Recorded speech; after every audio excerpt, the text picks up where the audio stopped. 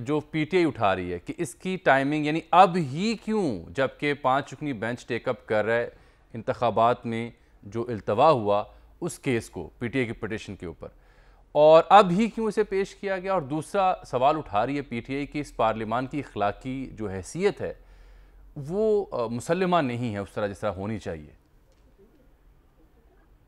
बहुत शुक्रिया जामी साहब, और मेरा बहुत बहुत दुबारा सलाम जनाब शामी साहब को। एक बात मैं जरूर अर्ज करना चाहूंगा तारीखी तौर पर, 2012 का ये वक्त है, और मैं इसलिए आपके प्रोग्राम में कह रहा हूँ क्योंकि उस नशिस्त के अंदर हमारे उस्ताद जनाब शामी साहब मौजूद थे। ये मॉडल टाउन में एक नशिस्त हुई, मियां नवाज शरीफ साहब ने मुल्क के जो नामवर साथी हैं उनको बुलाया। अच्छा। जाहिर बात है, तो हम नामवर तो दूर दूर तक नहीं थे, किसी एक कोने में बैठे हुए थे। ठीक है। लेकिन शामी साहब जैसे जो कदावर शख्सियात हैं वो हमारी हौसला अफजाई करते थे। तो उस नशिस्त के अंदर उस वक्त बड़े जोरों पर थी जुडिशल एक्टिविज्म इफ्तिखार चौधरी साहब की, अगर आपको याद हो। जी जी। तो उस वक्त मियां नवाज शरीफ साहब और पूरी मुस्लिम लीग नून सुप्रीम कोर्ट की पिछली दीवार के पीछे बैठकर अपनी सियासत कर रही। उस वक्त जब सब ने अपनी बात कर ली तो मियां नवाज शरीफ साहब ने आखिर में, क्योंकि हम कहीं प्लेस ही नहीं होते थे, तो पूछा आपका क्या ख्याल है। तो मैंने इस खासदार ने अर्ज किया कि हुजूरे वाला जो आज आप कर रहे हैं, this will come back to haunt you. इदारों के साथ मिलकर जो आप सियासत कर रहे हैं, और ये जो आपने सुप्रीम कोर्ट के मोअज़्ज़ज़ जज साहिबान को सेवियर ऑफ द नेशन बना दिया है, ये आपकी जड़ों में बैठ जाएगा। तो आज अल्लाह का शुक्र है कि वो जो बात मैंने कही थी, कम से कम मैं अपनी हैसियत में बहसीत एक पाकिस्तानी जरूर विंडिकेट हुआ हूँ। और उस नशिस्त के बाद सिर्फ दो शख्सियात थी जिन्होंने मेरी पीठ थपथपाई। एक का ताल्लुक मुस्लिम लीग नून से था, और दूसरे शख्सियत जनाब शामी साहब थे जिन्होंने आके कहा तुमने बात ठीक की है। मैं ये रिकॉर्ड पे लाना चाहता था, शामी साहब को शायद याद हो या ना याद हो। अब गुजारिश ये है, और आप देखें ना मुनीब साहब, फिर उसने हॉन्ट किया, चाहे वो किया। हाँ बिल्कुल बिल्कुल बिल्कुल किया। अब उसमें गुजारिश ये है कि जो सुप्रीम कोर्ट के अंदर हालात हैं और जितनी डिस्टिंक्ट डिवीजन है, मतलब बदनुमा डिवीजन, मैं से कहूंगा कि देखिए इख्तलाफ राय होना और बात है, लेकिन जब बेंच में बैठे हुए जजेस कह रहे हैं, एक कह रहे हैं नहीं भाई 4-3 का फैसला है, ये तो मौजूद है, ऑर्डर ऑफ द कोर्ट तो आया ही नहीं है, चीफ जस्टिस कह रहे हैं और उनके हमनवा कि नहीं वो तो 3-2 का फैसला था। इससे ज्यादा बुरी डिवीजन एग्जिबिट और आप क्या करेंगे किसी भी मुल्क की आला तरीन अदालत में। देखिए जो सुप्रीम कोर्ट के अंदर जो प्रोसीजर के अंदर अमेंडमेंट्स हैं, या जो इस्तेकाक के चीफ जस्टिस था उसके ऊपर जरूर होनी चाहिए, बिल्कुल उसके ऊपर तरमीम होनी चाहिए। लेकिन जो हुकूमत है वो रिएक्टिव मोड में है, और याद रखिए रिएक्टिव मोड में आकर आप कोई भी अगर काम करते हैं तो फिर आप जितना मर्जी ड्यू प्रोसेस अडॉप्ट करें, वो किसी ना किसी जाके आपको वो फंसा देता है। पीपल्स पार्टी ने किया, जब गिलानी साहब के खिलाफ कंटेम्प्ट का मामला चल रहा था तो उन्होंने रातों रात ये कंटेम्प्ट ऑफ कोर्ट एक्ट जो है उसके अंदर तरमीम कर दी और बदल दिया उसे, उसका स्ट्रिंग ही निकाल दिया। इफ्तिखार चौधरी साहब के सामने वो चैलेंज हुआ और उन्होंने उसे उठाकर बाहर फेंक दिया, स्ट्राइक डाउन कर दिया, because it was an act of parliament. अब गुजारिश ये है कि इतने सालों की खोदी हुई जो जड़ें हैं, और जो हमने अपनी जड़ें खुद खोदी हैं, और गिट्टों गोडों में हमारे यहाँ पानी घुस गया है, अब आप मुझे बताइए वो एकदम कहाँ से दुरुस्त होगा। अगर आप ये जो मॉन्स्टर है जुडिशियल एक्टिविज्म का, इसको आप काबू करना चाहते हैं, इसको बॉटल बैक करना चाहते हैं इस भूत को, तो वो क्या आप समझते हैं कि इस रिएक्टिव मोड में जाके होगा?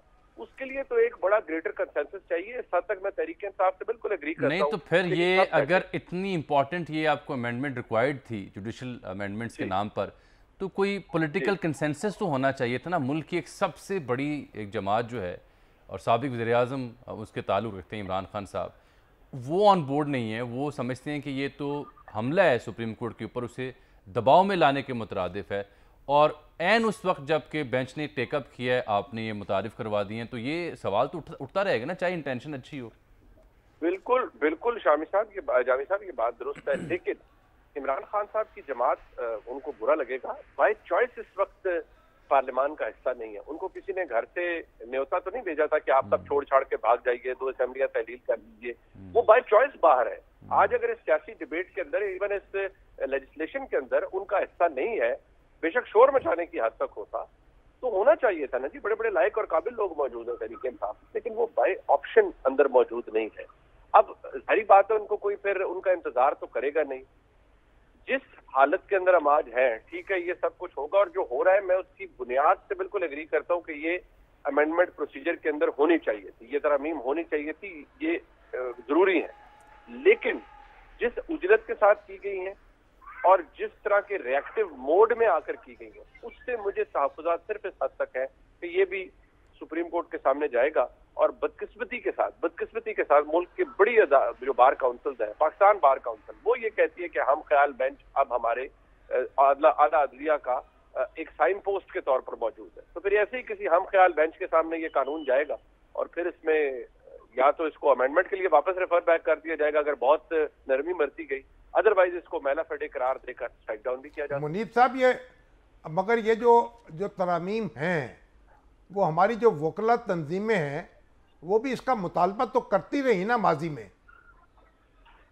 जी सर, ये बात बिल्कुल दुरुस्त है, तारीखी तौर पर दुरुस्त है। अगर हम इसको ऑब्जेक्टिवली देखें और सियासी माहौल को नजरअंदाज कर दें तो इनकी जरूरत से इनकार नहीं किया जा सकता।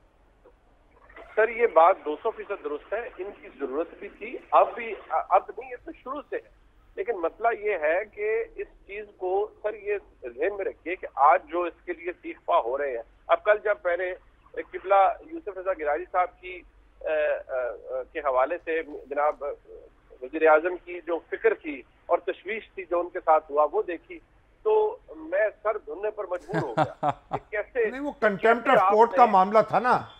लेकिन देखिए नहीं शामी साहब, मुनीब साहब बड़ी लतीफ बात कर रहे हैं कि यूसुफ रजा गिलानी की जो फिक्र वज़ीर आज़म को लाहक थी और उस दौर में जो यूसुफ रजा गिलानी साहब के साथ हो रहा था, जैसे आप अदालत पहुंचते थे, ये तो दो मुतज़ाद रवैये हैं। मतलब ये तो लतीफ है। देखिए, पहले तो मैं समझता हूँ शामी साहब, ये बात कम से कम चले मेरी तो हैसियत नहीं, लेकिन मैं समझता हूँ कि जिस तरह माशाल्लाह आपकी शख्सियत है, आपको इन तमाम बड़े लोगों को जरूर कहना चाहिए कि बड़े मजे से अपनी पोजीशन तब्दील कर लेते हैं और फिर कमाल हो जाता है। और हम जैसे आम लोग जो है वो कहते हैं अच्छा चले जी, ये भी बहुत अच्छा हो गया, जो पहले किया था उसकी भी वो कोई दलील पेश कर देते हैं। बिल्कुल ठीक, बिल्कुल ठीक। चलिए, बहुत शुक्रिया जनाब। मुनीब साहब, जाते जाते एक बात बीच में रह गई है, ये सुप्रीम कोर्ट इसे उड़ा सकता है, इस बिल को? बिल्कुल बिल्कुल उड़ा सकता है जी, ये एक एक्ट ऑफ पार्लियामेंट है। और हमारे मुल्क में तो अब देखिए आपने ऐसी बात कर दी जो इस पे फिर मैं शायद आपका 1 मिनट दे जाऊं प्लीज। यहाँ तो 18वीं तरमीम भी चैलेंज हुई, 18वीं तरमीम सुप्रीम कोर्ट में गई। बिलावल भुट्टो जरदारी साहब ने कता कलामी की माजरत, शामी साहब और मुनीब साहब, बिलावल भुट्टो जरदारी साहब ने आज on the floor of the house ये बात ऑन रिकॉर्ड कही है कि हम जुडिशरी के हाथों ब्लैकमेल हुए 18वीं तरमीम के ऊपर। 19वीं तरमीम जब उन्होंने कहा, जब 19वीं तरमीम इसीलिए लाई गई। जी जामी साहब, इजाफा कर दीजिए, किसने प्रेस कॉन्फ्रेंस की थी 19वीं तरमीम के हक पे?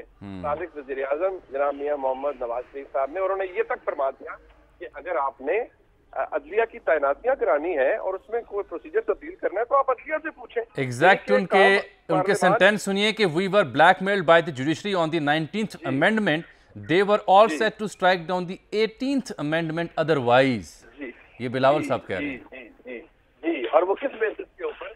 तारीखी तौर पर याद होगा जनाब शामी साहब को कि ये जो पार्लियामेंट्री ओवरसाइट ऑन जुडिशरी है, जब आइन बना था, ये भी ज़हन में रखिएगा, तो ये किबला वो हफीज ज़्यादा साहब बताया करते थे कि उस वक्त भी भुट्टो साहब की ख्वाहिश थी कि पार्लियामेंट्री ओवरसाइट और जुडिशरी होनी चाहिए। उस वक्त भी जो जज साहिबान थे वो तिलमिला गए कि ओहो ये तो कर नहीं हो सकता और ये नहीं होना चाहिए, वो कभी हो नहीं पाई। उसकी कोशिश की गई 18वीं तरमीम में, किसी ने होने नहीं दी। मियां नवाज शरीफ साहब माशाल्लाह पूरे अपने ज़ौम में थे, उन्होंने कहा ऐसी की तैसी भाई, ये आप जरूर से खुद पूछिए जज साहिबान से कि अपनी तैनातियां उन्होंने किस तरह करवानी है। पार्लियामेंट के हाथ। अच्छा मुनीब साहब, एक जरा दिलचस्प नुक्ता है, ये पार्लियामान ने आज मंजूर किया ये बिल इस्लाहात के नाम पर, अगर सुप्रीम कोर्ट इसे उड़ा देती है तो अगला मंजरनामा क्या होगा? फिर बात यह है कि अगर कानून को उड़ा दिया जाता है तो फिर तो जारी बात है एक हेड ऑन, आपका क्या ख्याल है, जिस मोड के अंदर इस वक्त पीडीएम की हुकूमत है, ये तो वापस जाएंगे और कहेंगे ठीक है आप उड़ाते जाइए, हम फिर बनाते जाएंगे कानून। इसके साथ एक सानवी सवाल, क्या इस वक्त सुप्रीम कोर्ट इसे उड़ा सकती है? इस वक्त नहीं, देखिए अभी तो ये पास हो रहा है ना, अभी तो ये लोअर हाउस में है, फिर अपर हाउस में जाएगा सेनेट के अंदर, वहां तो लेन देन होगी। अगर असेंट होगा जब तक प्रेसिडेंट का, जब इस पे साइन होगा, जब ये बाकायदा एक्ट ऑफ पार्लियामेंट बनेगा, उसके बाद इसको चैलेंज किया जा सकेगा। और सदर मुमलिकत इसे 15 दिन रोक सकते हैं? जी इतना ही रोक सकते हैं, लेकिन सदर मुमलिकत अगर उस वक्त रोकना भी चाहेंगे तो वो इमटेरियल होगा और वो ऑटोमेटिकली बन जाएगा एक्ट ऑफ पार्लियामेंट। जी ऑटोमेटिक। बहुत शुक्रिया।